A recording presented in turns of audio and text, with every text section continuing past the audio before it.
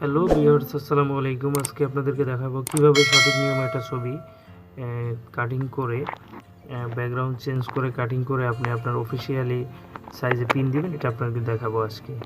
কথা না বাড়িয়ে কাজ শুরু করতেছি, দেখতে থাকুন। তো আপনি প্রথমে একটা ছবি নিলেন। ছবিটা নেওয়ার পর আপনি এখন ফলোইন গাল লেন্স ও টুল আছে, ওইটা আপনি সিলেক্ট করবেন। ওই আমি অলরেডি সিলেক্ট করেছি।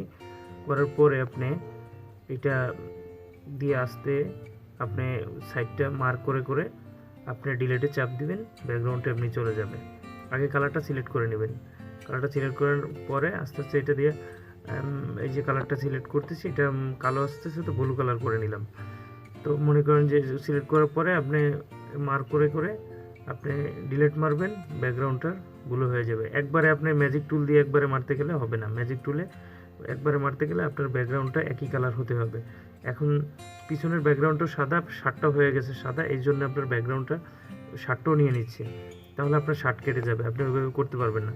তো আপনি এটাই এই টুলসটা দিয়ে আপনি আস্তে আস্তে ব্যাকগ্রাউন্ডটা কেটে নেবেন। কেটে নেওয়ার পরে যখন মার্ক হয়ে যাবে ডিসিলেক্ট করে দিবেন, আবার কাটবেন। এভাবে ব্যাকগ্রাউন্ডটা চেঞ্জ করবেন। চেঞ্জ করার পরে আগে চেঞ্জ হইতেছে, দেখেন আমি চেঞ্জ করতেছি।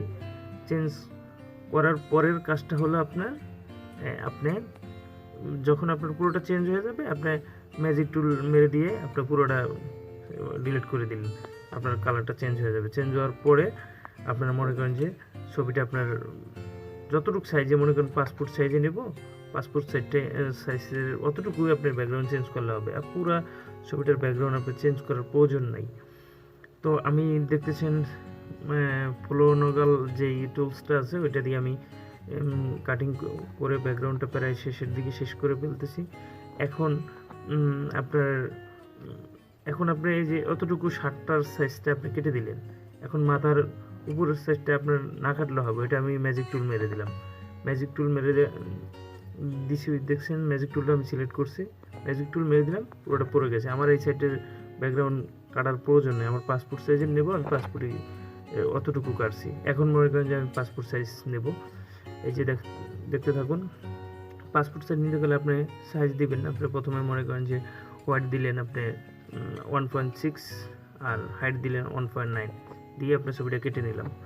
কেটে নেওয়ার পরে এখন আমি একটা A4 সাইজের ফেজ দেব। ফেজ নেওয়ার পরে আপনার ফটোগ্রাফার সাইজগুলো A4ই হয়, আপনি A4 সাইজের নিলেন। নেওয়ার পরে আপনি এখন একটা 5 ফুট সাইজের ছবি ফেজে রাখলেন। রাখার পরে আপনি মনে করেন আমি 1 কপি পিন দিব অথবা 2 কপি পিন দিলে অল্টার সাইজটা আপনি আরেকটা ছবি করে নেবেন, অল্টার সাইজে কপি করে নেবেন। কপি করে যে 2টা নিলাম, 2টা নেওয়ার পরে এখন আমার মনে করেন যে আমি পিন কমান্ড দিলাম। পিন কমান্ড দিয়ে এখন প্রসেস দিয়ে পেজ সেট আপ করবো। পেজ সেট আপ করার পরে A4 আছে, এটা এনে গ্লোসি করে দেব। গ্লোসি করার পরে ওকে দিলেই আমার কাজ শেষ। তো ভিউয়ার্স, ভালো লাগলে পরবর্তী ভিডিও দেখার জন্য আমার চ্যানেলটা সাবস্ক্রাইব করবেন।